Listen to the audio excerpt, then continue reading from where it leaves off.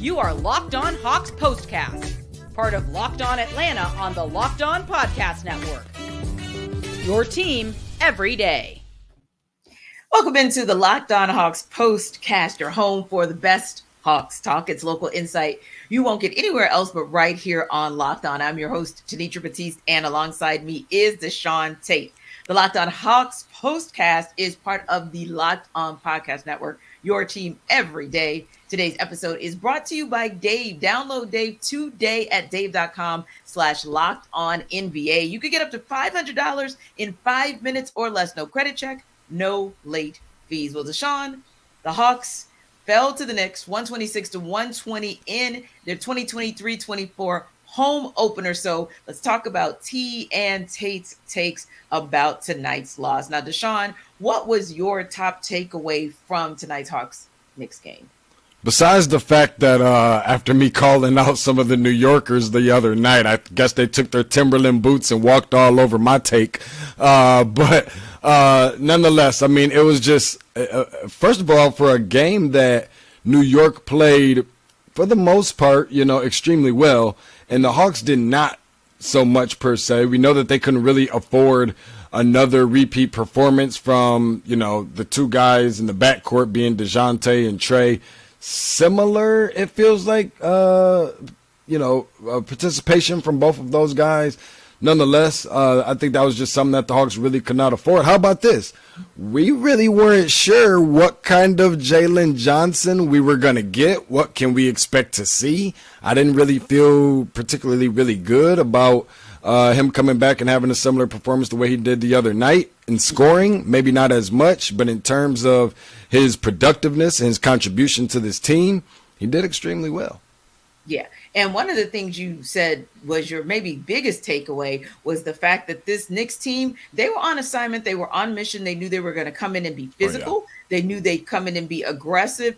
And they knew that they were just going to be more of everything, win or lose. That's what they came to do. They stuck to their guns about being and bringing the physicality. They did. I think that they came in with that mentality and knew that that was the way that they were going to play and was willing to go down with a loss or to celebrate in Atlanta with a win with that kind of style of play. We knew that they were going to, muck it up. That's their style. Be fearless, be physical, the bully ball, that brand. I really felt like they were just really set and willing to hone in on all of that. They're, willing to go down with a fight and just being activity around the rim, beating, Atlanta to whether it be loose balls or diving on the floor after loose balls, second chance points, doing all the little things, getting aggressive, throwing a couple elbows, those kind of things, as long as it's well within the confines of the game, in which I do think that it was. That was their mentality. They stuck to it, and I don't think Atlanta made adjustments for it, nor am I sure that Atlanta expected that from them, and they should have this time.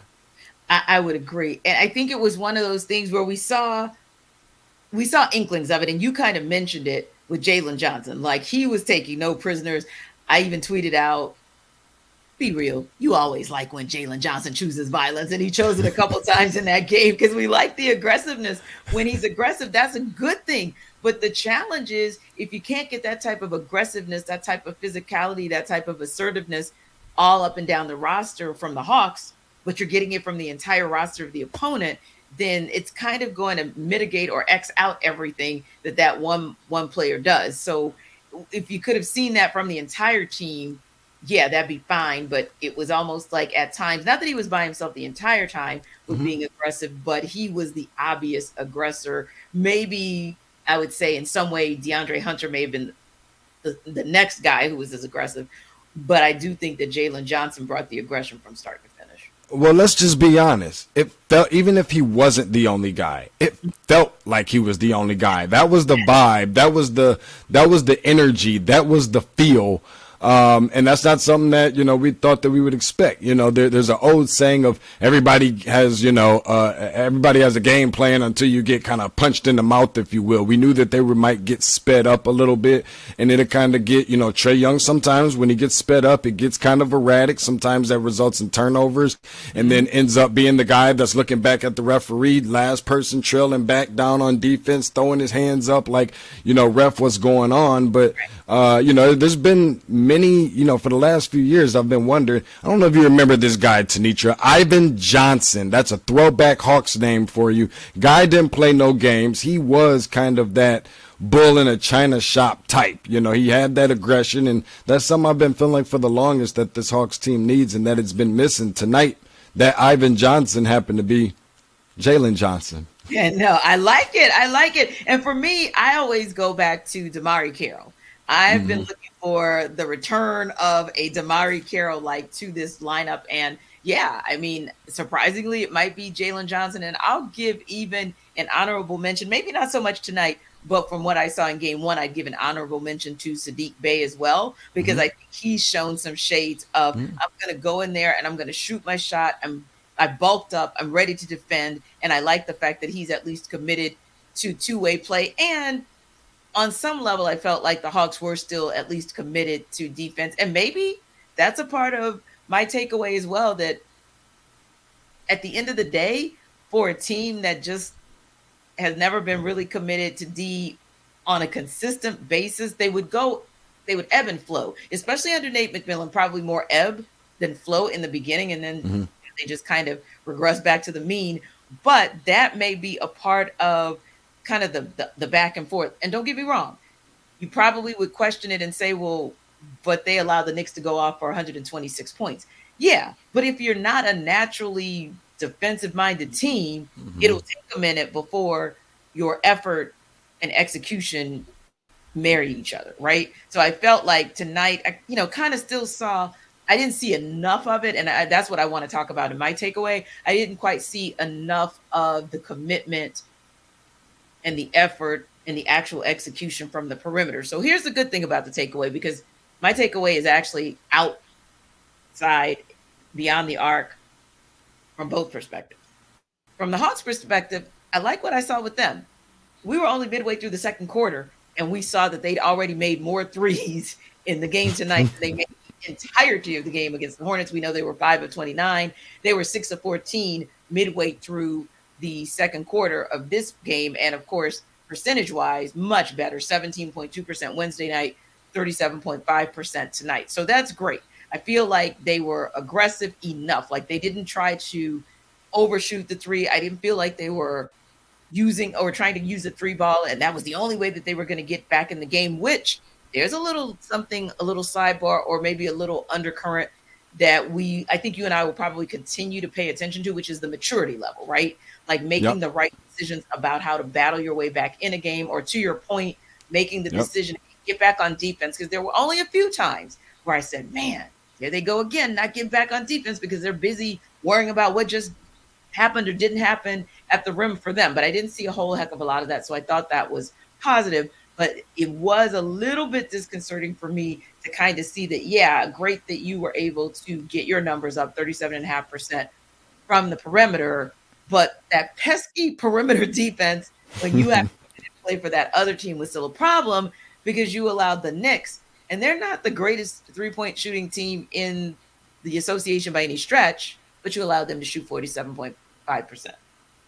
Yeah, I think that, and respectively, I don't love the idea of us having conversations about getting up for these teams and executing and doing some of the little things. I hear some of the, quotes from the head coach Quin Snyder in the post-game press conference talking about, we need to have a little bit more focus on our execution, and then some of the little things like the discipline piece of closing out on shooters and just some of the fighting back Why are we having conversations about fighting back? Yes, it is the first game of the season. Anything can happen, no matter whose floor that you're playing on. I think we all understand that. In fact, we all overstand that.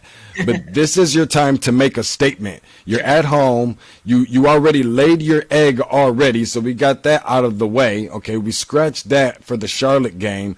This is your chance to show and prove. Forget about that it was just against New York. It should have been against just about pretty much anybody, but especially because you're so even-keeled with the New York Knicks, plus the little rivalry piece that you put on top of that.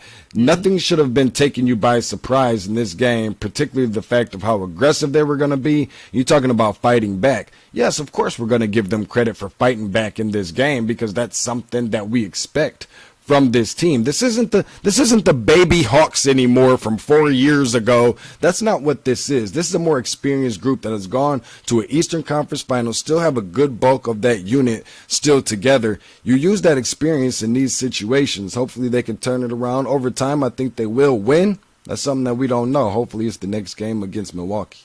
Indeed, and we'll talk about that a little bit later in Rapid Fire. Now, next up, we're going to talk a little bit more about Hawks Knicks in the and one. We'll get a little bit more of a deep dive in the game. But first, I'll tell you about taking control of your own health with Jase Medical.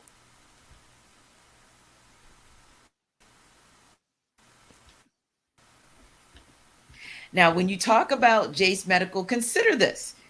It provides 5 life-saving antibiotics for emergency use, and you can get ongoing care from Jase physicians on any treatment-related question and have peace of mind when you're traveling or when you have limited access to healthcare. Jase Medical now offers customizability for your Jase case with dozens of add-on medications.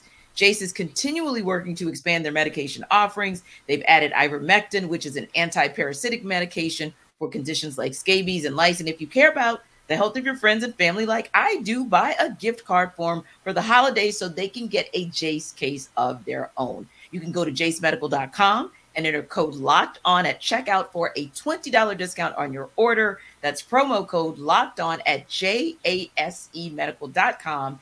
Jase Medical is doctor created and doctor recommended.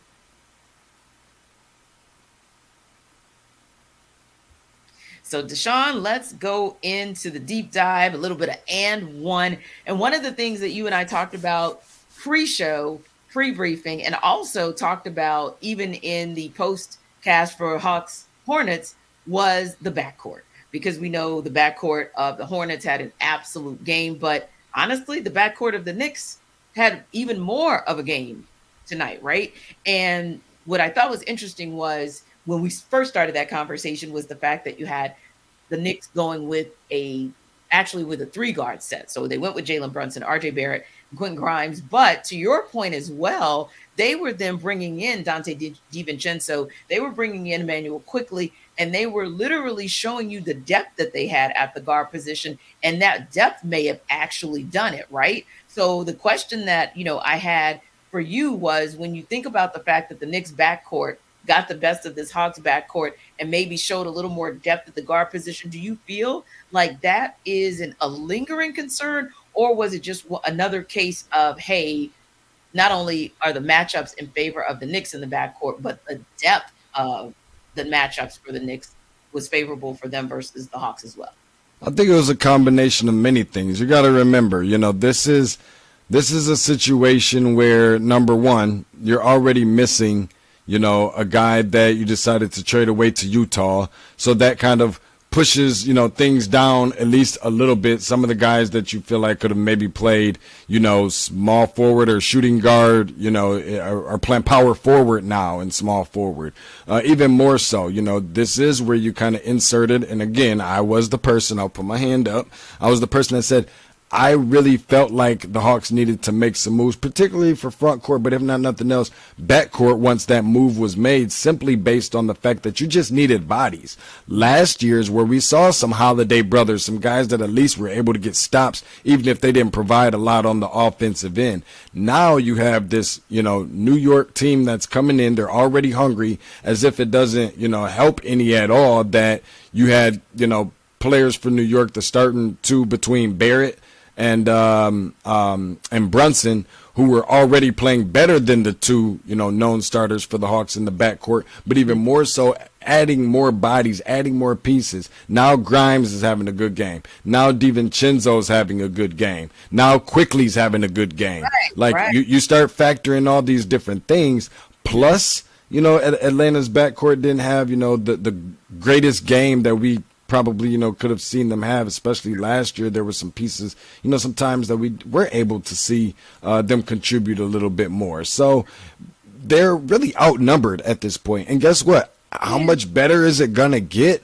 There's going to be times when Atlanta's backcourt is going to be more talented than others, but they can't really have too much control over the fact that this backcourt is deep, because per backcourts, although maybe not as talented, not only in the NBA, but also factoring in the Eastern Conference as well. Yeah, and I think there's one thing that we talked about that kind of piqued my interest too, and that is kind of where do you get that from, right? So do you get that from a Bogdanovich? Do you get that from an AJ Griffin? And you had solid games, well, more so from Bogey than AJ, but you had a solid game from Bogey at 16 points. And I don't know that he even got into double digits with the Hornets. If he did, it was low double digits. And with Trae and Dejounte, it was actually a similar game, because in the Hornets game, they had a combined about 35, 36 points. Tonight, the same, but it was more balanced. Wednesday night, it was far more Trae with about 24 and Dejounte with about 11 or 12 there, but this time 18 and 18. So I like the fact that they seem to be able to kind of work off of each other and kind of bounce off of each other, if you will. But it seemed like when there were substitutions, that's where things fell off just a little bit. And I think that's where you kind of started to see, okay, have the Hawks actually addressed that piece enough? And again, small sample size, only 2 games, but have they addressed that piece enough in terms of where the drop-off would be points-wise? Because, yeah, the backcourt is where the Knicks actually took advantage, and that's where they really did outplay the Hawks. So I don't want to say concerned because, again, small sample size, don't want to overreact, but it did kind of make me scratch my head as to, oh boy, we seeing something that might become a little bit of a challenge as this season wears on? I think that's a possibility, a strong possibility. I mean, listen, the NBA is a guards league. All right, I know some of the guys that are a lot taller than I am are probably going to disagree with that. But that center position is almost essentially extinct. This game is won and lost primarily based on its guards.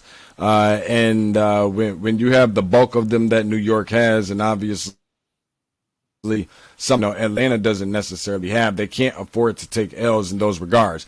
But Bogdanovich has to be better. That's just is. I mean, listen, we can point the finger at many different guys. We've already pointed at number 11. I think he gets pointed at more than enough. A lot of times, because of his erratic shooting and his play style and maybe his questionable shot selection, Dejounte Murray ends up getting a lot of the credit for what happens on the offensive end. But when he's not playing well, people tend to, kind of forget about that. This is where you do have to insert your piece, whether it be off the bench or in the starting lineup, with guys like Bogey Bogdanovich, who last time I checked, received a recent pretty decent sized payday. AJ Griffin, who that's what you brought him in here to do. It's time to take the next step in your second year. There's still plenty of time left, but yet still taking that step. I have a lot of confidence, honestly, in AJ Griffin. I think he deserves more time on the floor. I don't think he's where he needs to be from a defensive standpoint, but I think that can improve and will improve with more time on the floor. You need shooting out there. You need instant offense.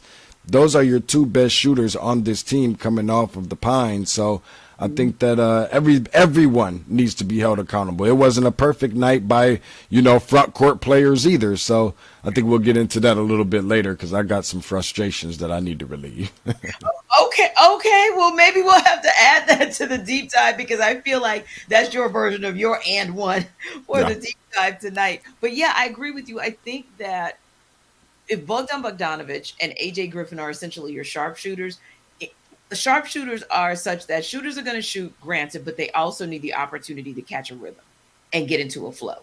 So somehow, some way, Quin Snyder is going to have to find some more minutes for AJ Griffin so that he can get in that flow. Because granted, didn't have a bad game, But again, 8 minutes, I mean, that's really not enough time for any player, especially if all you are really supposed to be about is sharpshooting. That's not really giving you an opportunity to get into a flow. Whereas at least with Bogdan Bogdanovic, you get 26 minutes, allowed him to get into a flow, 4 of 9 from the 3-point line, which is where we needed to see him kind of execute better than he did a couple nights ago. So yeah, I'm really interested to see two things. Number one, how Quin Snyder is going to find a way to work AJ Griffin into the game plan more. And number two, where does AJ Griffin have the evolution of his game? What's his next level going to be this season? I'm intrigued to see that. Now, before we go into the next question, because I actually don't want to go too far away from this, because anytime you say that something got you hot or something makes you want to say something or you feel some type of way, I got to hear about it. So the bigs made you feel some type of way tonight? Yeah, well, let me start first with some of the officiating, in which I don't, you know me, Tenitra. I'm not the person that blames things on the officials, the referees, because I feel like when you start putting yourself in that position, then you shouldn't have never been put in that position to begin with, to where you had to blame things on the officials. There's more than enough miscues that the Hawks had on their own, but there's more than enough times also that I saw Dejounte Murray penetrate and get to the basket, and it could have been and one situations, but the referees decided to swallow the whistle. That was not the case on the other side. So I'm okay with, if you're calling everything, I'm just asked that you call everything all the way through. I'm okay if you decide not to call, not to swallow the whistle, but just make sure you're doing that on both sides equally all the way through the game, first half and second half. As for those bigs, like the sloppy play, first of all, was ridiculous. Like, this gave feel of my 10.5-month-old Breslin eating applesauce and yogurt trying to feed herself. That's how sloppy this game was for me. You had way too many situations where, and it wasn't just the bigs. I think Trae Young went to the free throw line. He missed a free throw in critical moments. Dejounte Murray, his bread and butter being that mid-range game, a crossover, quick pull-up from the elbow or somewhere right around the free throw line, not as well. Clint Capella drove me insane today. I mean, where are you going with it? These lobs, we know the lobs, okay? It's already been enough sometimes, and they want to throw the lob. They've only been doing this for the last 3 or 4 years with Trae Young, where a lot of times that lob pass gets telegraphed. We saw it earlier tonight. This time, when it's expected, it didn't happen. Clint Capella had the easy opportunity to flush the basketball, just dunk the basketball.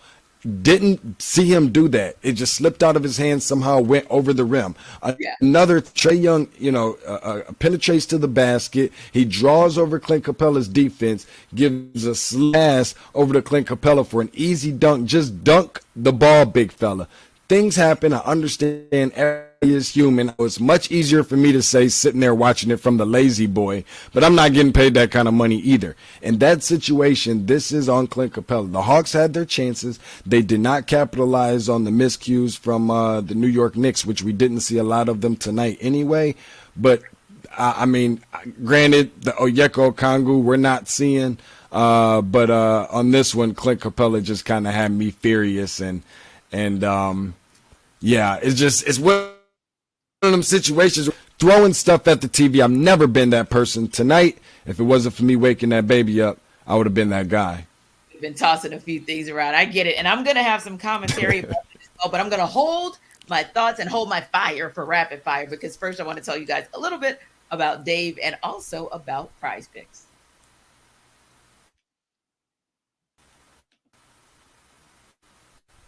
Now, let's talk a little bit about Dave. At one time or another, we have all needed a little financial help, right? That's why Dave is so great. Dave can get you cash when you need a hand between paychecks and can help you build credit by setting extra cash advances on time. Dave would have been so useful when maybe you got that expensive parking ticket. You got hit with that unexpected light bill, that electric bill that you thought was going to be here, but it was here because maybe Atlanta's summer just extended and would not just let you be great.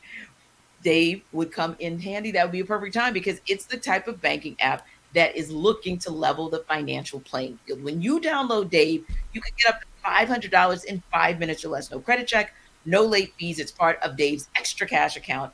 advance the money you need with no interest, and then settle up later. So download Dave today at dave.com/LockedOnNBA. That's dave.com/LockedOnNBA. Remember, you could get up to $500 in 5 minutes or less. Download the app now. Go to dave.com/LockedOnNBA for terms and conditions.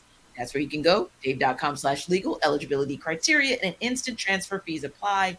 Banking services provided by Evolve. Member FDIC.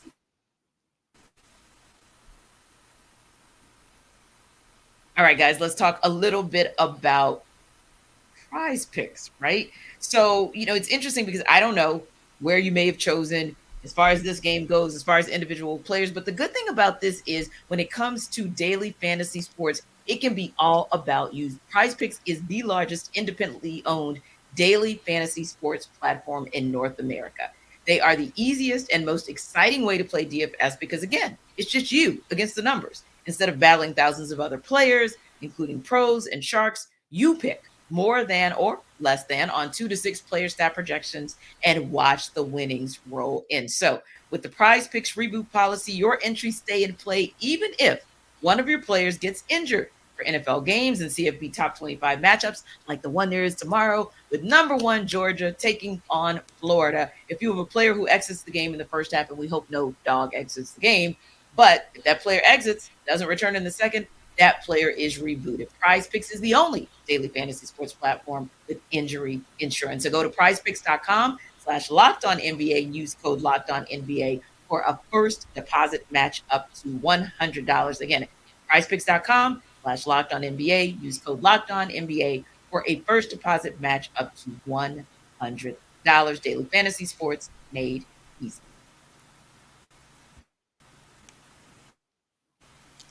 All right, guys. So Deshaun already went fire on us, okay, with his rapid fire in the previous round. It's my turn to come through. But honestly, whether it's Deshaun, whether it's me, or even our guy, our executive producer, program director, and co-host Jarvis Davis agrees.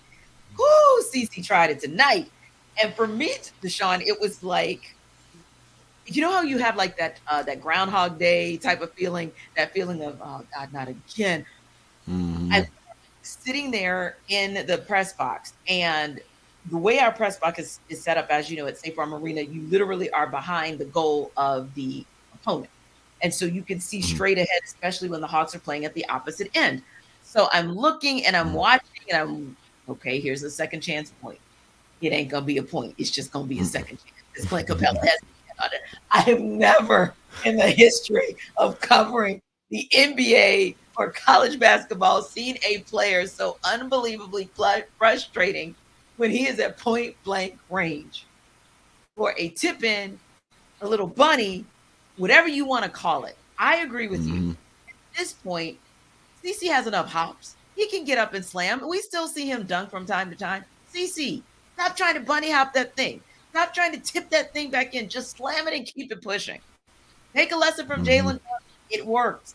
Because, man, those were some of the missed opportunities that really and truly, when you look at a 6-point differential, it was the things you talked about before where there were missed free throws that were uncharacteristic.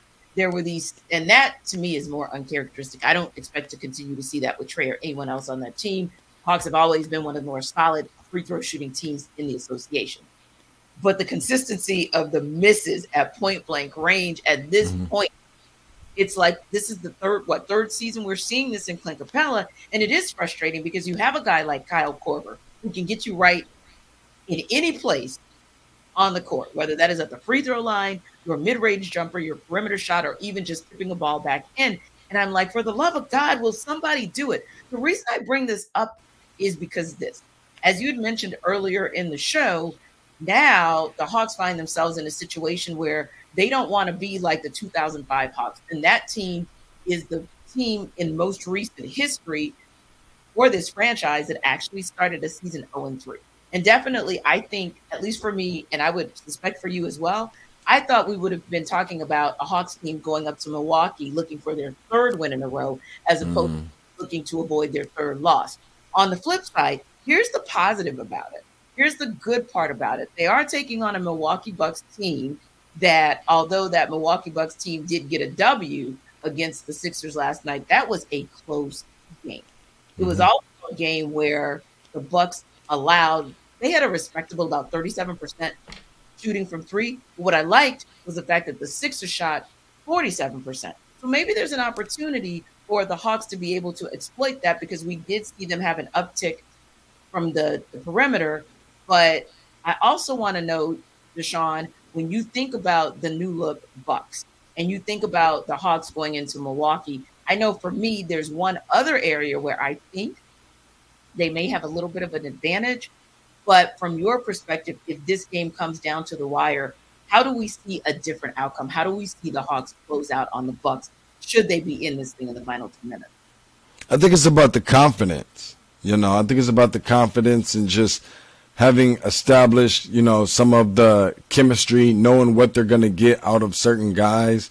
Yeah. I don't like the idea of just feeling like, oh my goodness, it's time to push the panic button and just play with urgency. Like we're allowing Jalen Johnson to lead. But in this situation, we've seen what the Hawks look like when they're at their worst, when their best two players are not playing well, and both of those games still being in the game.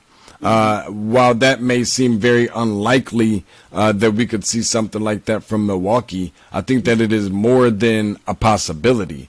Granted, likely, probably not. But I also recall around this time of the year last year, 9 games in a row to start the season out, and Milwaukee had the longest, win streak. They were the only undefeated team remaining left in the NBA. Came into State Farm Arena, granted, State Farm Arena, and the Hawks took care of business, and they did it soundly. And guess what? They did it as a team. They did it as a unit. They got stops. They did some of the little things that Coach Quin talked about tonight needed to be addressed. The execution, the focus. We shouldn't be running out at guys who can shoot the basketball well, trying to close out, telling guys to put a hand up. Yes. Passing up on 3-point shots, some of those different things. One thing that I learned at a very young age, Tenitra, is that when you're playing against someone, in this case the Atlanta Hawks, who has nothing to lose, everything to gain, nobody thinks that they're going to win this game anyway, you find that confidence from deep down within. That's a very dangerous person going up against someone who feels like they have nothing to lose. I think that's where all the confidence comes from, and I like to think that the Hawks, again, win, lose, draw, or what have you, definitely going to make this game very competitive. And guess what? Milwaukee's still trying to figure some things out themselves in terms of, their chemistry. They've only had, number 0 on this roster for 2 games so far. And I don't even think it's been 2 yet. I think it's just the 1 game. So they still got things to figure out, and hopefully the Hawks can go in there and add a number to the left side of the result column. And oddly onyugh, Milwaukee has always been at the top of the food chain in the Eastern Conference, but they are also a team that the Hawks have had their number. And it's a team that Onyeka Okongwu has had Giannis Antetokounmpo's number. So it'll be interesting to see if we can see a 0-0 minus the personal fouls that we've seen the last couple of games to get in there and be aggressive in the paint and make it a game. Thanks for stopping by the Locked On Hawks Postcast, your home for the best Hawks talk. Don't forget to like and subscribe to the Locked On Sports Atlanta YouTube channel. We will see you guys the next time.